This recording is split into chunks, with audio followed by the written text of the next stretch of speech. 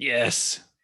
We are going live. Welcome, everybody, to Brews and Bros number 23, Labor Day weekend. Oh, I'm finishing off Idiot Farm tonight and using Gramps' bottle opener. So excited about that. Hey, Ben, how you doing? Ben? Oh. Are you there? Ben? Okay. Just finished watching Karate Kid, Jesse. Oh, okay. Which was that? Karate Kid, the original, or? No, part 2. Oh, part 2. Well, you cut out there. Or I jumped on you, or one of the other ones. I don't know. So sorry, man. No, All we've right. been watching Cobra Kai because it's on Netflix. That's right. I watched it on YouTube already, but I didn't see all of season 2 because I'm too cheap to pay for anything. So I just watch whatever they give you. But now it's Right. now both season 1 and season 2 are both on Netflix, and they're awesome. And it makes me want to watch Karate Kid again, but I've seen that 75,000 times. So then I convinced Jesse and Olivia to watch Karate Kid 2 tonight while we're eating dinner, and they both whined about it. And then by the time we were halfway through the movie, they were both smiling and they were into the movie. And Olivia kept asking me dumb questions, and I was like, "Shh, watch the movie." So, all right. Well, we know Rick's here. Rick, he thought you were sleeping there. Bernard's here again. Bernard always says, "What's up, Ben?" He's always, "What's up with you, man?" Why don't you ever answer him? I wish I could. I don't know. I can't see anything. You know me. You got the Zoom stuff. I don't know what's going on. Well, you need a second device to monitor the chat. If you're doing Zoom on your phone, you can't do both. That's for sure. Yeah, I don't know. I don't care.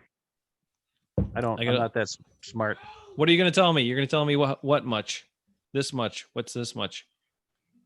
Are you talking to me? Yeah, I'm talking to you. Who else am I talking? There's nobody else here. I mean, I talk to myself a lot. Don't get me wrong. But that's usually because I have to verbalize like my thought process and a lot of things. So I have to talk through it in order to, understand it all. Oh, I was just saying construction projects. I don't know who this Bernard person is, but I sure am glad they're on every week. That makes me feel good. We appreciate you, Bernard. We appreciate you, Rick. Yeah. I know other people are going to be on Rick, tonight. I know Rick. He's got no choice. If he doesn't, I'll call him and I'll yell at him. But Rick, Idiot Farm tonight. If you missed it, this is my last bottle of that one. It's a good one. I'll try to get that too. Carbon 4. That's a local place here in Madison. It's a good one. You'd be proud with your homebrew styles. So we got some stuff to talk about. There's some Packer news. We'll jump into that in a second. I want to say thank you to all you guys. But like I said I don't know if you caught the Facebook preview video, but I did say that we were going to rely on the chat a lot tonight because I have to apologize. Off the top, Rick is doing a Belgian double tonight. All right, Rick, or Belgian double, however you pronounce that. We have Belgian in our bloodline, by the way. Yeah, that's true. Or French Belgian or whatever it is. If you couldn't tell before, yeah, we do. But I have to apologize for not being able to pay attention to the chat great the last 2 weeks. And Rick, you had some awesome ones last week, man. I was going back through watching the show today, and I was like, man, Rick had a bunch of good ones last week. So Rick, I apologize. Bernard, anybody else that's throwing stuff in the chat, Kyle, we're going to keep up with it better moving forward. And tonight is really about you guys. Once we get through the news and a couple little things, it's really about what you guys want to talk about. Mom and Dad are here. Mom and Dad, how you doing? Holiday weekend. Man, Labor Day, we get Monday off. And I was reading up on Labor Day. I'm going to examine that in something else I'm going to plan to do here, hopefully this weekend, an actual audio podcast that's got a different flavor to it. But the history of Labor Day is crazy. I looked that up today too. I was like, man, and the reason, I'm not going to give it all away, but the reason why people stood up and pushed for it was pretty remarkable based on those work conditions that people were dealing with back in the 1800s. And it made me think about, like, I know a lot of millennials, especially, and I'm not picking on millennials, but I know a lot of millennials that would not want to work 12-hour days, 7 days a week, which was one of the main reasons why people made strikes and made demonstrations to push for labor movements, for protections and better work environments and all that good stuff. So anyway, Respect Labor Day. It's not just a free day off. People had to fight for it back in the 1800s. So in case you didn't know that. All right. That's enough of that. Yes, it's serious. But so is Packer News. We have a song, Ben. No, we don't have a song yet. Dang it. We're not that good yet. And we don't have the producer. And we don't have money. And we're not to 100 subscribers yet. Come on, everybody. Look, Tom Grassi, who we're now have subscribed to his podcast officially, hit 100,000 subscribers this week. I saw that. I think it's about time we get to 100. And I don't like begging for subscriptions. So we want to earn your subscription. If you watch other Packer stuff, other Packer podcasts and shows and stuff, I'm not trying to compare us to other people, but come on. We're pretty good, right? We're pretty good. We have some good takes. We're relatively entertaining. And we're pretty good at analyzing stuff. And now we got more stuff to analyze. Ben, have you heard? Did you watch Aaron Rodgers' interview this week? Yep. Did you hear some really awesome stuff in there about one Lane Taylor, who is now entrenched at right guard? Lane Taylor, starting right guard for the Packers. Oh, yeah? Is that who said that? Aaron Rodgers basically said it. He said Lane's been so good, you can't get him off the field. And he said... Oh, well, yeah, that's what he said, but he didn't say. The battle is really the only thing that's unsettled is right tackle right now. Yeah, and you know why it's unsettled? Because everybody's hurt. You want to hear? Did you listen to Matt? Did you listen to Matt LaFleur's interview today? No, I didn't catch that one. I was busy reading up on Labor Day and other stuff. And one of the questions was, "Hey, Matt LaFleur, could we see Elton Jenkins at right tackle?" And I was like, "What? We don't want to see Elton Jenkins at right tackle. We want to see him at left guard. We want to see a tackle at right tackle. What is going on?" That scared me. And then Matt LaFleur's like, "Yeah, we gotta, hey, we gotta do. And I'm like, what the what? Well, so apparently Billy Turner's hurt and Wagner's hurt, and that's part of the updates. Part of the updates are this: Wagner's had a thing going on for the last couple of weeks, kind of in and out of practice, or he's held out for like 4 or 5 practices in a row, and then he was back in a little bit. So he's got something that he's dinged up with. They haven't given a lot of info on. Billy Turner has a knee injury that they haven't gotten a lot of info on yet, but they said it's not that serious, but he's definitely not going to be ready for week 1 and most likely beyond, because usually when they don't give a lot of info, it means it's going to be at least a few weeks, right? And so I don't know. I'm not sure what's going to happen. Does that mean Lucas Patrick is one of the guards and Elton Jenkins has got to play right tackle and Aaron Rodgers got to throw the ball within 2 seconds or he's going to die? That could be it. That could be what Aaron Rodgers got to deal with. But all I know is this. I don't know. Is this where you call for Brian Bulaga? You're mad they didn't sign it back? All I know is this. Let's take it. What's up? No. Am I freezing up? Because you're freezing up. You're freezing up a little bit, but now you're back. God, I think it's only when you get mad. It's something. Why? I'm gonna tell you why. God, I freaking can't stand this crap. Because you live in Minnesota, which has been labeled self-proclaimed, but also I think it's been proven. Minnesota has the nicest people in the country, in their state. And so, yes, so the internet vibes or waves only want nice things to go around. So when they pick up somebody angry or whatever, then the internet in Minnesota interferes with your signal. That's my theory. Tell me if you think I'm wrong in the chat. You're wrong. That's dumb. That's the dumbest thing I ever heard. It cannot be the dumbest thing you've ever heard. Come on. Stupid Charter/Spectrum, whatever this crap is. Okay, that's probably more likely. Their internet is freaking dumb. Yes. You got the master internet. We got the super speed internet. Why isn't it working half the time? It just drives me nuts. The other theories are that a lot of the things with the 5G, switching to 5G and all that stuff has messed up other things. Oh, no. Rick says Ben's cranky. I'm cranky. Mo's kind of nice, I guess. Mo was nice. Oh, because of Minnesota. I get you now. I get you. See, but the difference is Rick and I were both born in Wisconsin. You're displaced. That's why you're so cranky. Mo was actually born and raised in Minnesota. No, he wasn't. Where was he again? Mo, where was Mo born? It wasn't. So Andy Cavanetta was Plainview. Mo was like, it was somewhere south too, kind of like Rochester-ish area, somewhere in there. Mankato? Was he Mankato guy? I think he was. I have no idea. I think he was. Now he's a big, I have no idea. Twin Cities guy, but that's okay. Well, he's a big head honcho guy. You got to go where the money is, man. And Minnesota, there's not that many places to live. So that's what you get, unless you want to be out in the woods. Before you got really mad, you were trying to express something. What were you going to say? Oh, I was going to say the other bad news of the week. After we just talked about how great Kamal Martin looks, boom, knee surgery. He's out for 6, 7, 8 weeks. Yep. Torn meniscus, and he already had to have surgery on it right away, which means, it's not a good sign. And that was his other knee, not his one that he messed up in college. So there's that. Here's the thing that bugs me. And then also, defensive line. Like the guy that they signed that was drafted by the Raiders, whatever his name is, he hasn't practiced in weeks because he's hurt. And then I think Kiki is hurt or something. I didn't hear that. All I know is I don't know.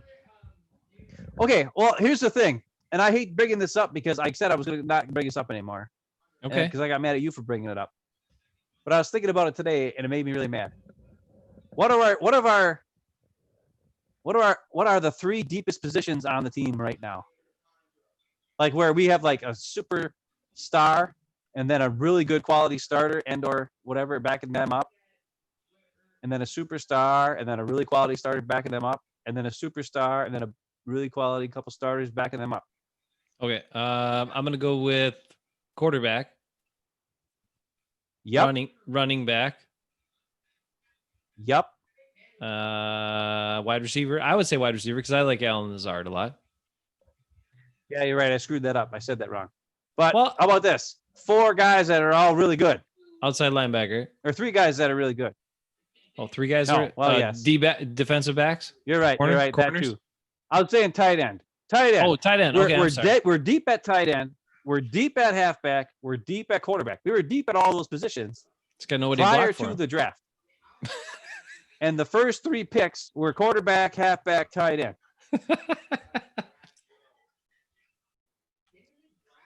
Going into the draft, we knew what are our weaknesses. Side linebacker,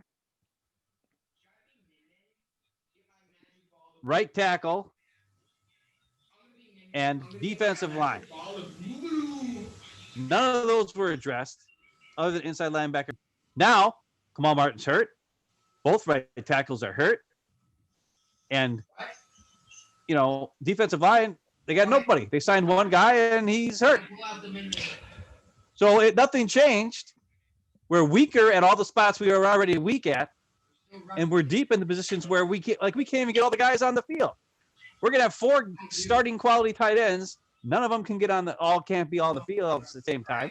Running backs, we got 2 really good running backs, plus a Swerve Irvin, plus a draft pick who's I think is going to be really good too. That's 4 guys for 2 positions or whatever. You can't get them all on the field. We got a quarterback who's a superstar. We got a backup who's a good solid guy.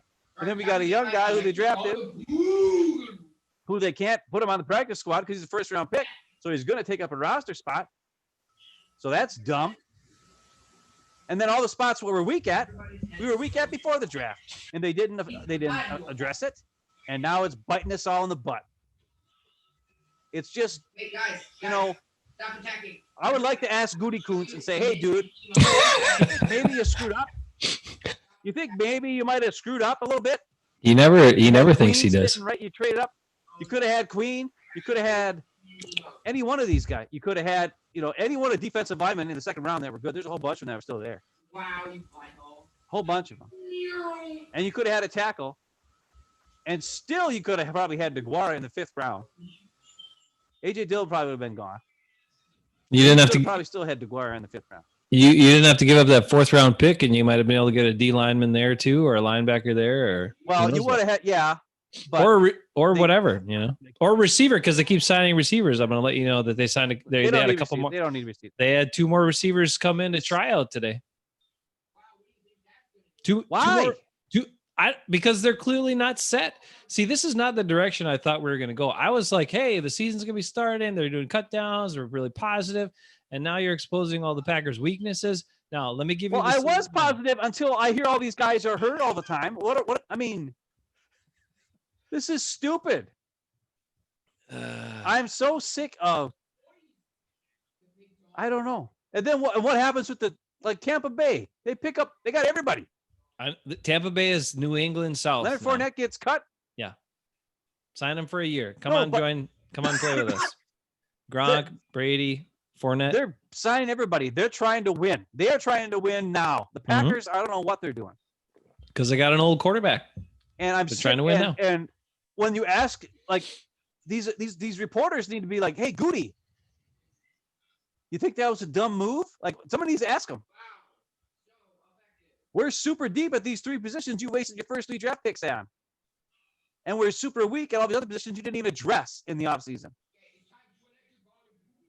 Hello? Wagner, is that a big signing? And if he was, he's hurt. Who cares? They're good. If you ask me, they better freaking call Jared Baldier right now and get him ready for week 1. Just get him out, bring him in. It's a good point. I'm pretty sure he's better Billy Turner at right tackle. That's the scariest one, is right tackle. Here's Rick brings up something, and Rick, I'm going to get to that in just a second. Yeah, Ben, there's a whole bunch of concerning things, especially with the injuries. But we've said it before, but you're right. It could come back to bite the Packers in the butt. Now, the thing is, the division seems to be pretty weak, I think, based on the Bears' declaration that Jimmy Graham is their best player, and the Vikings, all these new starters and all that sort of stuff, and the Lions are the Lions. So you at least feel like the Packers have a good chance to win the division, even with a bunch of these issues. But it goes back to the same thing. I mean, Gutekunst has made terrible decisions in a lot of cases. He made some good free agent signings, and you could argue whether signing both Zadarius Smith and Preston Smith were the right move or not. Maybe just signing one of them would have been fine. But he had the number 12 overall pick, and he picked a guy that he knew wasn't going to play because he just signed 2 studs for those spots. And he continues to pick players for positions that they already have solid starters or really good or extremely good starters. I don't get it. Yeah. What are you going to say? I'm sorry. Right. I was going to say, did you watch Rashawn Gary's interview today? I did not. They had 2 interviews today, and they were pretty much the 2 guys who made the biggest strides this offseason, or from last season to this season. They had MVS do another interview, and they had Gary do another interview. And I got to be honest, I'm starting to turn around on Gary. I'm starting to I'm hoping if he could produce on the field, I like him as a guy. He seems like a really good guy who's works hard and really he's very positive. He always almost every time he really gives a lot of compliments to his coach, Mike Smith, and how he's really got his back. And he's like, man, I really want to perform for this guy too, because he's he's really helped me out a lot, and this and that. And then somebody asked him about the Smith brothers and what they're teaching them, differently this season. And he's like, man, there's times where they'll tell me, look at the way this offensive in practice, look at the way they're lined up and how they're doing things, and they're like, he's going to do this, or he'll do this if he's lined up like this. And then sure enough, that's exactly what happens. He's like, I need to get to that level where I know what's going to happen before it happens, because that's where those guys are at. So that's cool. And he seems like he's a really young, a guy who wants to learn, a guy who wants to produce. You know what I mean? He also said he looked back and watched the tape from last season, and he said he didn't like the player that he saw. He's like, I know I'm better than that. So that's another thing that's really cool. I'm starting to turn around on Gary. You know, I don't think it was a wasted pick. It bothered me. But I mean, if he ends up being a superstar stud, awesome monster, okay, that's cool.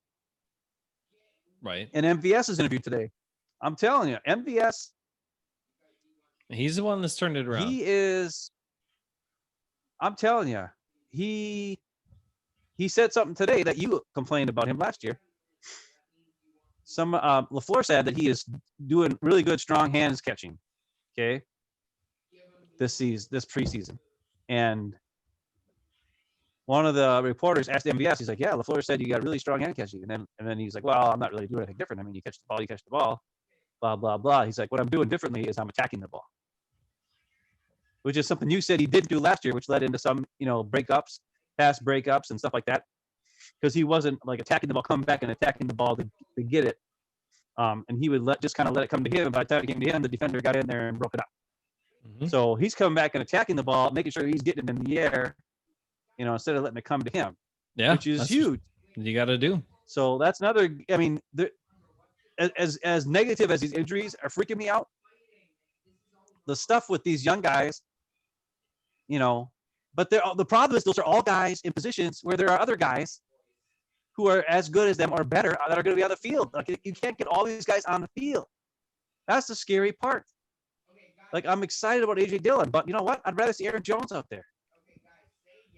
I'm excited about Robert Tonyan and Jay Sternberger and DeGuara, but it's like, you're not usually going to have a 3 tight end set very often, are you? No. I don't know. I'm excited about Lazard and Kumaro and MVS and but it's like you only got 5 eligible receivers on the field at one time. So all those skill players can't all get on the field. And then you got a right tackle position. You can't even get anybody. You don't have anybody to play. You don't have enough guys to play inside linebacker. You don't have enough guys to stop the run. That's the other thing that happened. Apparently the running offense looked great yesterday. Yeah. In the practice, or today, or whatever day it was. And they asked LaFleur, they're like, "Hey, what do you think about, your rushing game looks really great." And he's like, "Well, yeah, either that or our running defense look terrible." Like, LaFleur said that. And it's like, yeah, your running defense is probably terrible because you got Kamal Martin just getting out of knee surgery, and you got a bunch of guys on defensive line who stink. I mean, here you go. Okay, I'm going to give you a little bit of this, a little different angle at it.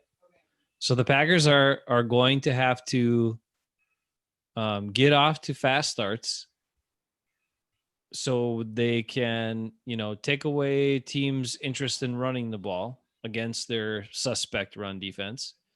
And they're also going to need to control the ball more offensively so the defense can be fresh.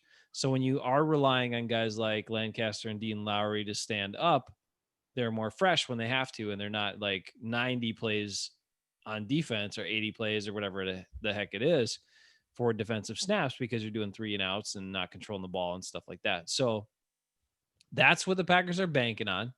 Now, the really good stuff as well, other than MVS having, people raving about him, is we're talking about how good Rodgers has been since the first couple of days. Like you said, he had those interceptions like early on and whatever, and then he's been super sharp ever since then. And they asked him different things. He said he spent the quarantine time and all this stuff, kind of reviewing his own film, looking back at old stuff that he did successfully, and identified some things that he didn't like that he was doing and all this stuff. And on top of it, he's pissed off underneath all that. That he's grinded by the players, putting him at number 16 or whatever it is in the NFL top 100.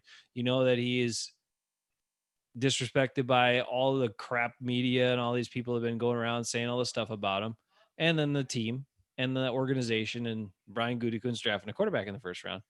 So all that's going to fuel him to destroy everybody this year, whether he's got 5 guards blocking for him, or 4 guards in the center, or he actually has a couple of tackles out there.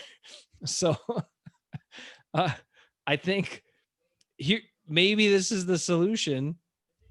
If the Packers don't have any right tackle in the first game, maybe it's a really run heavy game. Maybe they just have to run the ball that much more. And maybe that's where Dillon comes in, and they give it to Jones. They pound Dillon. and then they hit with play action. And, maybe Rodgers throws like 20 some passes, but he's really efficient and hits big plays on him because they're running the ball. So if the run offense can be effective, they'll still be fine with all that. But yeah, I mean, the tackle situation is a little scary. I love Lane Taylor being back in there. I love Lucas Patrick. I think he's great. I think he's a versatile guy who can do a whole bunch of stuff, can back up your center, can play either guard spot. I never put him out of tackle, but he's good for all those three interior positions. Jenkins, I don't know. Does he have the ability and technique to hold up at right tackle? Maybe if you do a run heavy game plan, but I guess we'll see. We'll find out in about a week because they're going to start playing games next Sunday. So it's going to be kind of crazy. Rick brings up, and Ben, you're crackly again tonight. I don't know why. I think you got to try a different device next time because it isn't the headset, but I don't care anymore. You're fine for crackly. You're fine for a while, and then you get a little crackly. But maybe that's going off of your mood too. Maybe it's mood. You bought mood-based headset, a mood-based headset that reads your mood, and it's getting crackly because you're kind of crappy. Anyway, Rick asks, who's going to be the biggest name getting cut? Do you think there are going to be any surprise cuts? What do you think, Ben? I don't know. I mean, with all these guys hurt, no. I don't think there'll be any surprise cuts. Yeah, because they can do injury declarations. They can have guys on, 16 guys in the practice squad. And again, like I mentioned a few weeks back, the changes with COVID and everything are that they have more flexibility on being able to designate guys, and they can protect, I think, 6 guys every week, and they can change who that is each week. So they couldn't be plucked off the practice squad, those guys. So they do have ways to protect guys. So that's why when you brought up Jordan Love right off the bat, depending on what the team needs are for a specific week or game, they could stick him on the practice squad and just have him be one of the protected guys. Yeah, but doesn't he have to clear waivers before they can put him on the practice squad the very first time? No. Are you sure? Yes. Okay, well then they better put him on the damn practice squad. That's where he should be. He ain't playing this year. No, there were reports, playing. coming out. He's been underwhelming. He's been thinking too much. And actually, that was an interesting thing. I don't know if anybody's caught that. Rob Demoski was reporting on that stuff too. He reports on other things other than AJ Dillon's legs, but he was infatuated with Dillon's legs. It was insane. He had multiple stories. Dude, do we have about Dillon's? Do you have the secret? I'll get to it. It's there. Oh, okay. All right. Okay. We got a little comp surprise coming up for you, for a little treat for everybody that hangs with us. Do you have the side-by-side action on there? I couldn't get that figured out because of the program, but I do have something else for you. Right. So I have something else set up. Okay. But anyway, the point being, he was talking about it. There were all these people that talked about the reports after that Love's been underwhelming the Packers and they haven't been very impressed, and he's been kind of, whatever. Not been very good. Let's just say that. And then somebody asked Demovsky specifically, they're like, well, or Demovsky asked someone else that's been with the organization a long time, like, hey, do you remember, putting him in Aaron Rodgers' shoes? Be like, do you remember what Aaron Rodgers was doing in his rookie camp at this point? And the guy told him, yeah, he was ripping the ball all over the place and making that scout team look really good. Like he was just cutting it loose and firing the ball. This kid, he said, he's showing some nice touch and on float passes, but he's not letting the ball go. He's not zinging it. He's not doing the stuff he needs to do to be successful in the NFL. Now that can obviously come in. It was only 9-10 practices in, and we hope for better things for Jordan Love, because if not, well, then that was a huge waste of a pick and a trade of another pick. But at the same time, at least the Packers have the luxury of having Aaron Rodgers as their starting quarterback. So we don't have to see him, but you would have liked to see maybe a Patrick Queen or somebody that could help out. Instead, we're going to bank on Ty Summers, baby. Let's go Ty Summers, because we don't believe in Oren Burks anymore. But Ty Summers, you're fast. You used to be a quarterback. Go tackle people, dude. Go tackle them and cover them in pass coverage, please. That's what we need from you. I don't see any big surprise cuts, Ben. I think it's pretty straight. I think it's pretty clear cut. A lot of positions, like we were going to try to get into all the positions. We kind of ran out of time. Other things happen in the world. What's scary too. But I think a lot of those positions are pretty clear cut. Who's going to be on the team and who's not.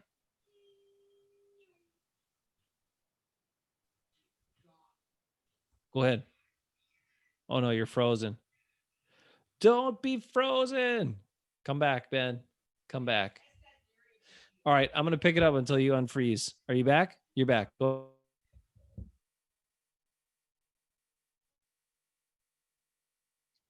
Dude, can you hear me? The Buccaneers have acquired every player known to man. I'm I can hear you. Go ahead. I'm doing the no video. I'm doing the no video talk. Can you hear me now? Do I freeze now? No, not that I can see. All right, I'll just go like this then. What? All Can right, you hear me? go ahead. Yes, I can hear you just fine. That's all I'm asking. Do you hear me? I shut my video off because usually then it doesn't. I got act stupid. I got a sign saying that my internet connection was So, unstable, and I was like, "Why is it unstable?" But now let's proceed. Go, Ben. Okay. I was gonna say, people were talking about rookie quarterbacks and them coming into the team, and they're talking about Drew Lock. They're talking about Gardner Minshew. They're talking about Daniel Jones, even, and how when they talk to other players in the team last year, they just have like a they have like just a charisma about them. They have like a confidence, something where like the guys just want to follow them and guys just want to be with them, and they're kind of just like they have complete confidence in their ability and they're just super cool and all this kind of stuff. And even Rodgers, when he came in as a rookie, when he knew he wasn't going to play at all because they got Favre, even Rodgers came in kind of cocky and whatever, like called him Favre grandpa and whatever else he called him. And and he wasn't like the leader of the starters, but the practice squad guys and the second tier guys kind of all got behind Rodgers there, right? They were all kind of like he just kind of led them as like a guy, like, hey, we believe this guy can do stuff. He's making plays. He's got the confidence. He's got the things. Rodgers was talking like that. And Jordan Love just seems like a hey, what's up? Or like, you know what I mean? Like he's a very respectful guy and a very nice guy. But he doesn't have like that it factor. You know what I'm saying? He doesn't have a Gardner Minshew, come in and like, even with his interviews, it's just boring and like, and I know he's probably just trying to be a respectful young man and all that kind of stuff. And maybe with his teammates, he's different. But by all accounts, it seems like he's just over his head. And I know he hasn't had a real off season. So it's like, how can this poor guy do this stuff? I understand. But it just seems like he's not like a leader. You know what I mean? Or like I don't know. It scares me that you waste a first round pick on a guy on a position you really don't need, who is a project, who doesn't even have like, like a Baker Mayfield. Baker Mayfield stinks half the time. But I drafted him last year in fantasy football because of how confident he is. You know what I mean? Yeah. Jordan Love doesn't have that type of like when you watch him or interviews or even on the practice field, you watch him on the field playing, he's like going through the motions and stuff, but he doesn't have like his body language is not telling you, hey, I'm the man. And I get it. I mean, you're stuck with Rodgers, but when Rodgers was playing with Favre his first year, you see video of him on the practice field, Rodgers had a body language like, hey, I'm the man. And Favre's like, no, I'm the man. And then Rodgers like, no, I'm the man. And there was like, I'm the man, I'm the man, I'm the man. But it was clear Rodgers was the backup, right? Yeah. It was clear Rodgers was the backup. This way, it's clear Jordan Love is not the backup. Tim Boyle is the backup. So not only is there already a guy there that's the backup, you come into there, and even if you try to be confident, try to be like something, everybody on the team knows you're not even like second, dude. Like it's going to be really hard for him to somehow convince the rest of the team and maybe even himself that he could be the man if they ever move on from Aaron Rodgers in the next 3 years, whatever it is. And that scares the crap out of me. I don't think he's the leader guy. I don't think he's like, I'll take Gardner Minshew any day. I'll take Baker Mayfield, even though he stinks, because he can rally the troops. Tim Tebow couldn't throw the ball more than 2 yards, but he could rally the troops. And sometimes that's all you need to win some games, is a guy who can rally the troops. And I just don't see Jordan Love as a guy who's going to rally everybody and like be that beacon of light. When you get on the field, the other 10 guys have to believe we can move this ball. This guy can lead us to the promised land, right? And I don't know if Yep. Jordan Love has that in him. And it scares me. It scares me.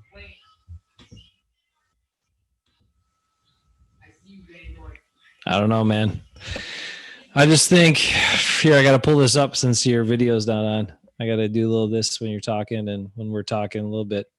But anyway, the Well, don't get back into Jordan that's a Love, great okay? picture. No. Okay, how about this? Here's another thing. I hate being negative, but you brought this Why up you 2-3 gotta be weeks ago negative? when we were talking about offensive linemen. You talked about Okay. James Campen and how he's not there anymore, right? That's okay. true. Yeah. And how many times have you ever seen like a firestorm blitz break through the offensive line when James Campen was the offensive line coach? Hardly ever, if at all, did Rodgers get his butt creamed within 2 seconds because guys didn't know who to block or what to do. And I blamed it on Billy Turner. I thought he just sucked and was an idiot. But yesterday or the day before, I watched just the highlights from the Lions game, the last game of the year, week 17 last year. And there's one play where Detroit blitzed 4 guys all on the same side. It was the left side. Okay. Corey Linsley didn't block anybody. Billy Turner didn't block anybody. They just stood there with their hands up, looking like ding-dongs. And Jenkins blocked somebody. Bakhtiari blocked somebody. 2 other guys went blitzed in, and Aaron Jones had to try to get both of them. And he tried to grab one and grab the other, and he couldn't do either of them. He kind of got in front of one. And then Rodgers got hammered. It was like 3rd down. And he got sacked in like a second. How do these guys not able to see the blitz coming, number one, recognize it, make a smart move on that, and then secondly, when they see that the blitz is coming, like move, like shove your guy over. Like Jenkins and Bakhtiari should be moving their guy over. Linsley should be moving to help out. Instead, Linsley and Billy Turner are just standing there looking at nothing and not blocking anybody. Like, what are they waiting for? Their guy went backwards. They just stand there, and then 4 guys come all on the left side. Like, don't they practice for this stuff? And it happened all year. So who's the offensive line coach? And who's going through these things with these guys? And how do they not know what to do? It scares me again. And now you got injuries at right tackle. We don't know who's going to start over there. How are they going to work together to do this stuff? All right. I don't know. I got to stop you there. I understand your pain.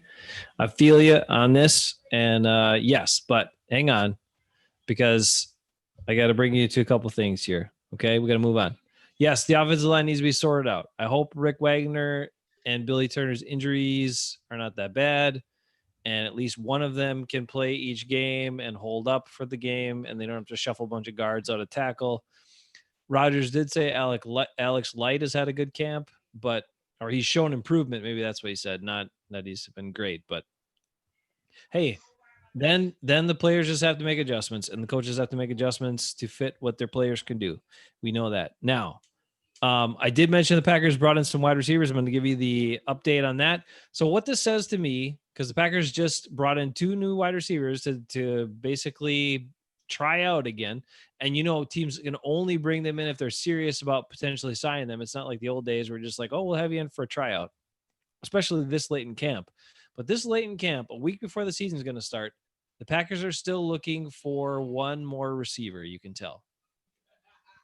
Because they just brought in 2 guys for workouts. One is Chester Rogers, who was an undrafted free agent. He's 6'1", 181, so he's a little guy.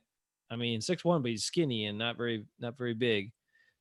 He was undrafted, but he went to the Colts, played with the Colts for 4 years, and then got cut by Miami recently, and so they got him in. And the other guy is Devin Smith, who is from, one more note on Chester Rogers. He was from Grambling State University.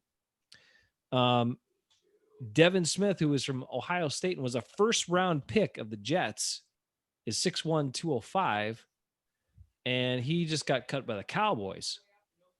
So they brought... Yeah, you know why he got cut? Workouts. Yes, because the Cowboys have a bunch of those guys. And the guy you mentioned, Aaron Parker, right? Aaron Parker, yeah, who was an undrafted free agent. And they're like, wow, this guy's really awesome. We don't need this first round pick, this first round pick, because he sucks. This undrafted guy from Rhode Island is awesome.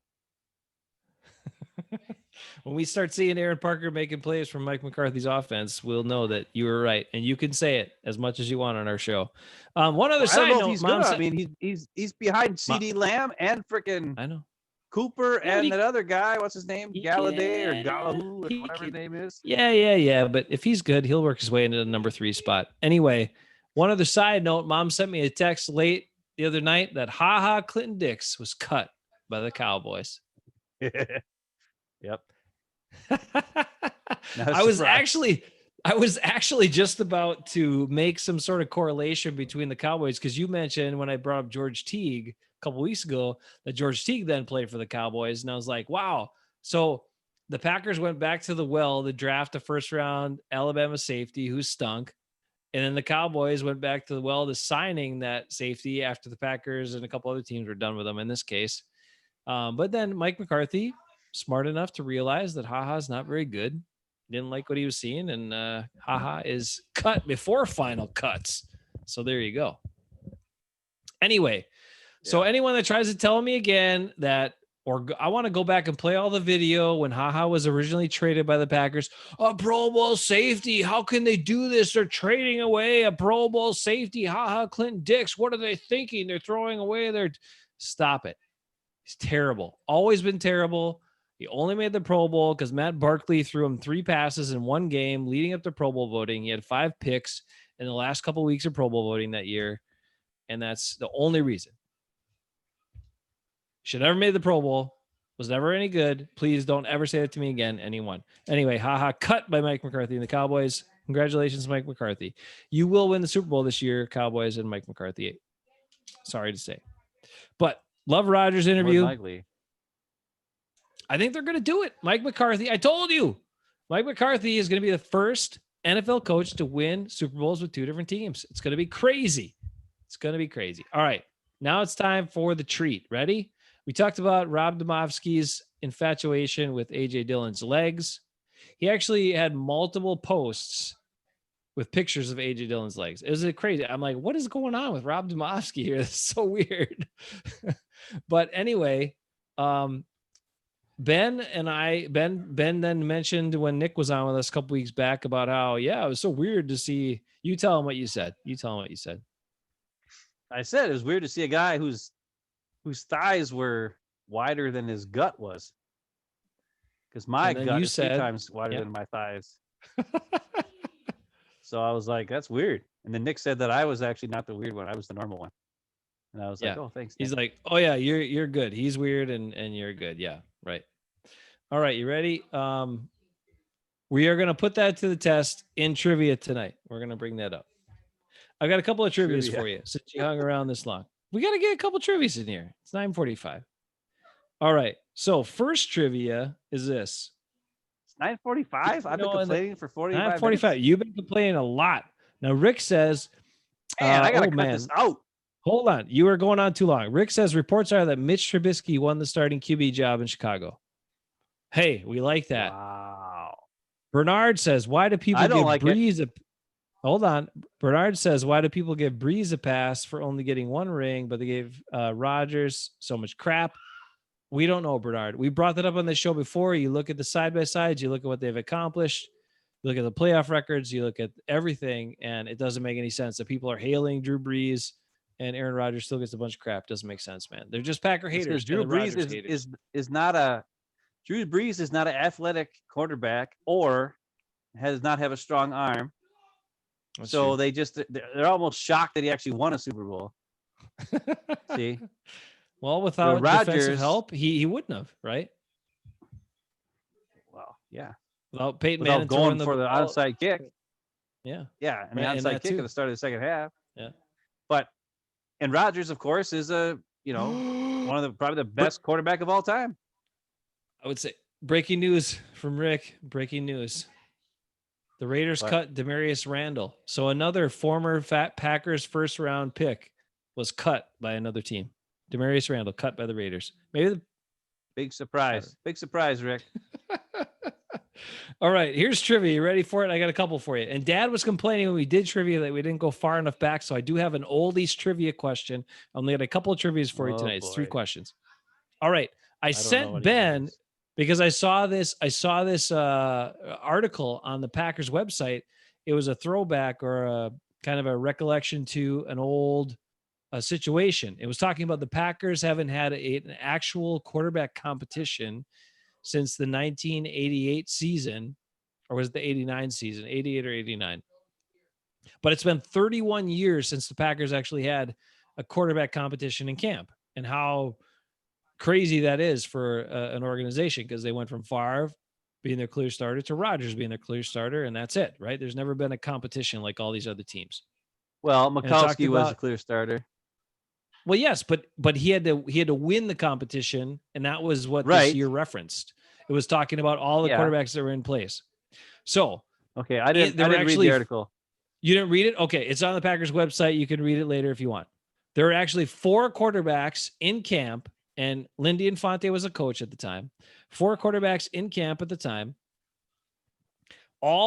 And Lindy Infante, said it was a wide open competition.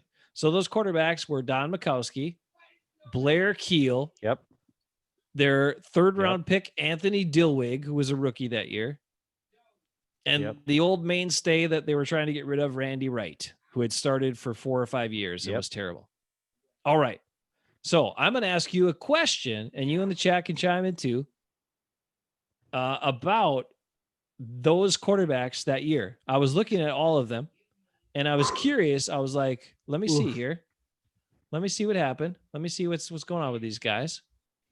And I got to get my internet back up so I got too many windows open here. Ooh, there it is. Okay. All right. So my question is this: Blair Keel, Anthony Dillwig, Don Mikowski, Randy Wright. They all played enough football to acquire at least some stats. Now, Mikowski threw the most passes, most yardage, all that sort of stuff. Randy Wright was second on that list. Dillwig did get some starts in the NFL, and so did Blair Keel for different teams, as well as the Packers. Of those quarterbacks, those 4 quarterbacks, Blair Keel, Don Mikowski, Dillwig, Randy Wright, can you rank them in order from best to worst of their career quarterback rating? Career quarterback rating? Career quarterback rating. Well, Blair for Keel's those number 4 1. quarterback- Blair Okay. Keel is the best quarterback rating. Is that correct? That is correct. How did you know that? Because I know that Lindy Infante had him a couple different places when he was a coach. And he was kind of like, he started some games, but he was more of like the solid guy who knew what was going on kind of guy. So he didn't take as many chances to throw picks and do dumb stuff. And he ran the offense the way Lindy liked it. So based on that information, I surmised that I'm guessing Blair Keel had the best quarterback rating. So, yeah. You're correct. Okay. Who's number 2 on that list? I don't know. I mean, I'm going to say Magic because he's awesome, but it probably wasn't him. It was Anthony Dillwig by What? just a little bit. By just a little bit. Oh wait, hold on. Let me Anthony check. Let me check. Oh no, I'm sorry. You're right. Magic was second by just a little bit. They're all What kind of trivia is this? You don't even know the answers. I thought I saw it. Anyway, never You mind. can't tell me Dillwig had a better quarterback rating than Magic. I knew was Randy close. Wright would probably be the stinkiest It's close. because he It's was close. pretty stinky. I'll give it to you. Yes, you're right. Magic was next, and then Dillwig, and then Randy Wright was terrible. Okay, I'm gonna give it to you bottom up here. Okay, ready? Yeah. Randy Wright played from 84 to 88 with the Packers. That was his whole career. No other team wanted to experiment with Randy Wright as a quarterback on their team, not even as a backup. His career stats were 31 touchdowns, 57 interceptions. He threw for 7,106 yards, 7,106 yards, and had 61.4 career quarterback rating. Just terrible. All right. Yikes. Anthony Dillwig had 8 touchdowns, 7 interceptions in his career, only threw for 1,274 yards, and his rating was 72.3. He played for the Packers, the Raiders briefly, sorry, Rick, and then went and played for the Montreal Machine in his last year in 1992 of some sort of professional football. Don Majkowski was clearly the most accomplished, although, Ben, did you realize that he has more career interceptions than touchdowns? Probably. He had 66 You didn't touchdowns. call him Magic Man for nothing. He had 66 touchdowns, 67 picks, 12,700 yards for a 72.9 rating. And Blair Keel was number 1 in efficiency, even though he didn't play nearly as much. 1,296 yards, 8 touchdowns, 7 picks, 75.4 passer rating for Blair Keel, who is, unfortunately, he's deceased. So that sucks. Wow, that sucks. Hey, what teams did Blair Keel play on? Blair Keel, here's his list. Tampa Bay Buccaneers, 84 to 85. The Colts from 86 to 87. Okay. The Colts. See, that's where he played with Lindy Infante, was with the Colts, Right. because Lindy came from the Colts. He was the offense coordinator of the Colts.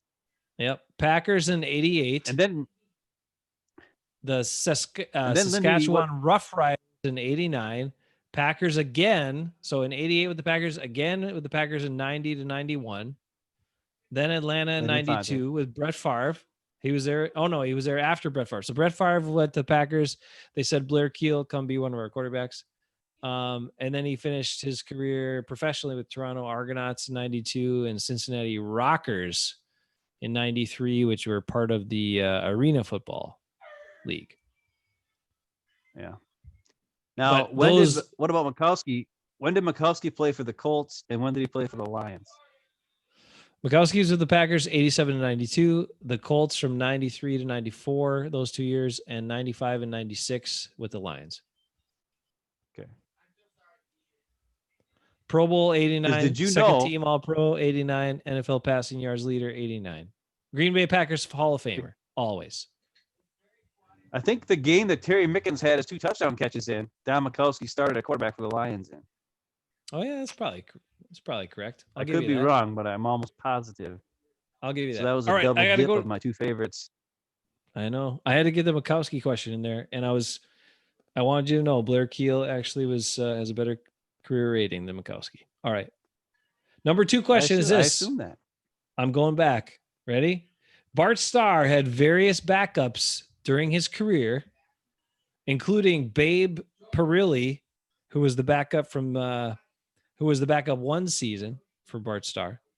But can you name the backup quarterback from 66 to 68 and again in 1971?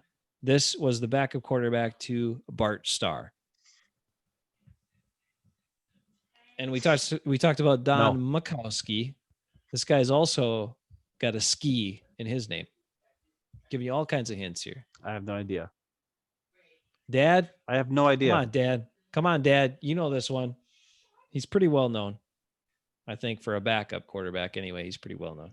Bronco Nagurski. It's Zeke Bratkowski. Zeke Barkowski.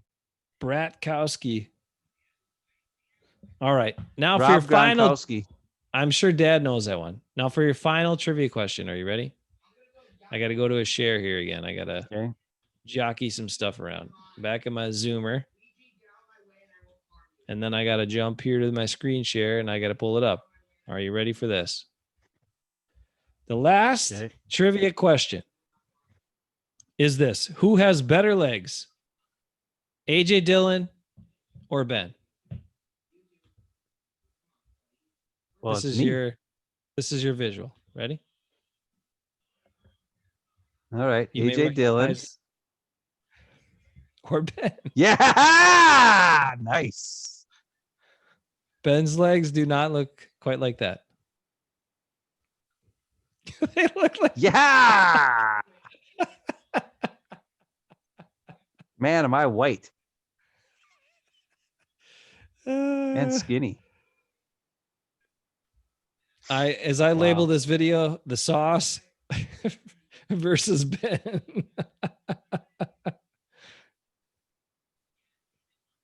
Now I will credit Rob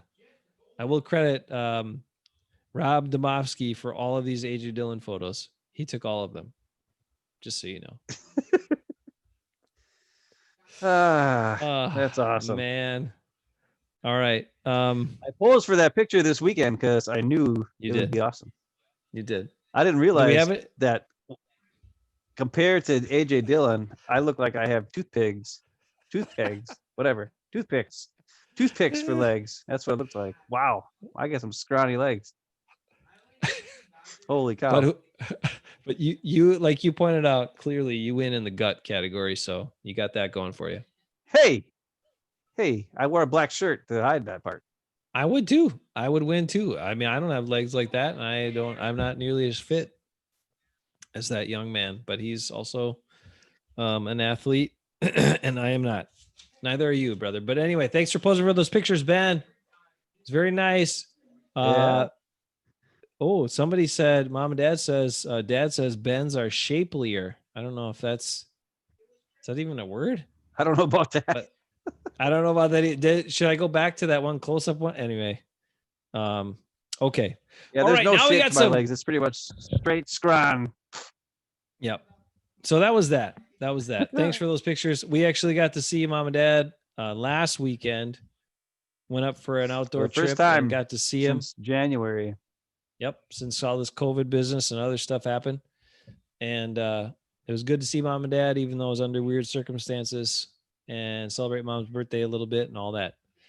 And Mom, you better be taking care of yourself. All right. Now, we have some Hafer Brothers news. The Packers have cuts coming. Packers have final cuts coming up tomorrow, right? So Ben and I both were on the same page and said we got to do a Hafen Brothers special with the cuts and what the final roster is going to look like, or what the roster looks like after the cuts. So I think we agreed on Sunday to do that. Is that correct? Sure. All right. So what time do you want to do it on Sunday? We didn't really talk about a time yet, but I have to work till 2, so after that. All right. Sunday afternoon, 3, 4 o'clock, something like that. Okay.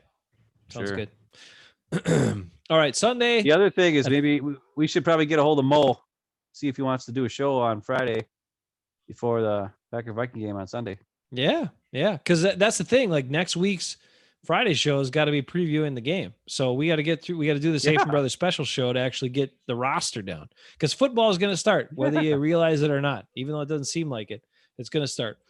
Also, sadly, the Bucks stink, and now they're going to lose to the Heat. What is They going lost on again with the tonight. Bucks? I don't know. It's just terrible. They just What is going on?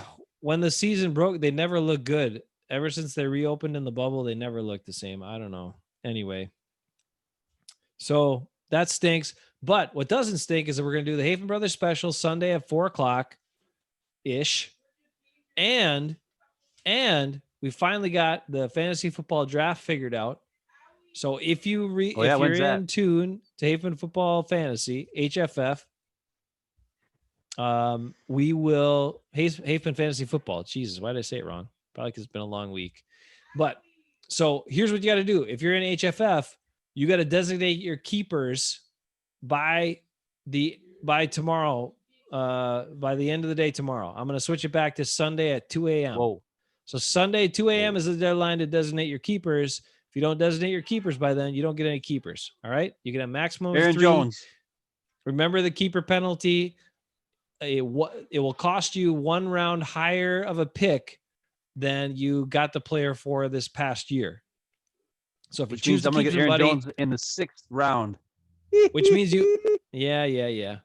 But it also means that you can't, like I had this situation come up 2 years ago. I drafted Devontae Adams in the 3rd round, and then I kept him. And last year he cost me a 2nd round pick. This year he would cost me a 1st round pick. Also, Saquon Barkley on my team would cost me a 1st round pick. So I can only keep one of those 2 guys. So just remember that if you're in HFF, you can't have 2 players that would cost you a 1st round pick. Sorry. So you got to pick one. Yes, Ben. We should really do draft order, because I have Delvin Cook, and I don't want to use up a first. Why not? Because that's what sucks. I want to know if I'm drafting 4th, I will gladly let Delvin Cook go. and see, because if I have to get him back, I can draft him back. But All if right. I'm drafting like 9th, I'm gonna hang on to Dalvin Cook because he might not be there till 9. But there might be somebody else that I want who's better than Dalvin Cook. And if I'm drafting 4th, I could maybe get that guy. You Okay, understand what I'm saying? I'll get to, Like I'll where do, I am drafting matters, and I need to know that before I All can, right. I'll do the draft order. The thing is, we're going to do, here's the other big news. We're going to do, of course, we're going to do the draft online. Hey, if Bernard, anybody else, if you do fantasy football, I'm sure you guys already have your fantasy football stuff figured out. We're kind of late to the game. I wasn't even going to do it. Then people bug me, sending me texts. I'm like, fine, we'll do it.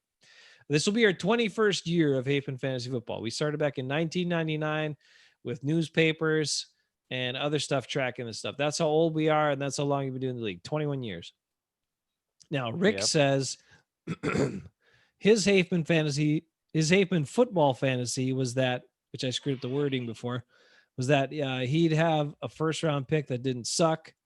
And that's why he retired when he did, because he always had picks that sucked. So sorry, Rick. We'd still would love to have you in our league if you ever want to rejoin. I miss Rick in the league. I know. He doesn't want to do fantasy football anymore. I don't know. It's fine. It's all right. I know. It's maybe But here's for all the HFF people out there. Okay, here's what we got. We are going to do, you need to select your keepers by tomorrow, by the end of the day tomorrow, end of the night tomorrow, okay? Because otherwise, no keepers. Then we have some new things this year. We got divisions for the first time. And we have coming up, we're going to do the online draft, but I can't start the online draft until I assign the keepers. So that's why we got to get the keepers done. Then I'll do the online draft. I will do the order and put that out tonight so you know what they are when you look at it tomorrow. And you can select your keepers or not for Ben and everybody else. And then we're going to do a Hafen Brothers draft party virtually. So I'm going to set up a Zoom meeting. I'm going to invite everybody to come, and we'll do a virtual party as well. So you got to have 2 devices if you're going to participate in the virtual party and the draft. Have one for drafting and have one for actually the Zoom meeting, and that we're going to hang out on. Okay? How's that all sound? Good? That's the plan. I don't know if I could steal Jessie's computer. She's always on it writing stuff. No, tell her it's important. It's just we're going to do it Tuesday night, 7:00, somewhere around there. All right. That's when the live online draft will take place. Your keepers will be input. Again, some of the picks will be set in. That'll be your pick for the keepers that you take. Keeper cost is 1 pick higher than last year. Otherwise, if you try to keep somebody that you didn't draft, it's going to be that person's draft round from other drafts. That's what it'll cost you. I know it seems complicated, but it's really not in my head. So I got it down. All right. I looked it That's up. all I got for you. I did not draft Darren Waller. I must have picked him up, which makes me sad. Then he's going to cost you a lot more than you would have liked. I ain't going to keep him. Okay, don't keep him then. I'm not keeping Devontae Adams. Devontae Adams on the market, everybody, just so you know. Woo! And he's going to get 20 targets a game. But he's on the market because I got to keep Saquon. I can't do it. I can't get rid of a good running back like that. Yeah. All right. If you're in HFF, do your keepers. Get on the site. Set your stuff up. You're already automatically enrolled because it auto enrolls you and restarts everything. But you got to get in there and manage your team, set that stuff up. Check your emails, all that. For everybody else, the Packers season is coming. Okay. Next week's show, we're going to preview the game. Again, special Hafen Brothers show on Sunday at 4 p.m. to talk about the roster that the Packers assemble. And we hope it's healthy enough that they can do what they need to win the division again. But we'll get into all that later. All right, Ben, you got anything else before we go? Nope. That's it. See you in a couple days. Thanks for hanging with us. Hafen Brothers special Sunday at 4. We'll talk to you.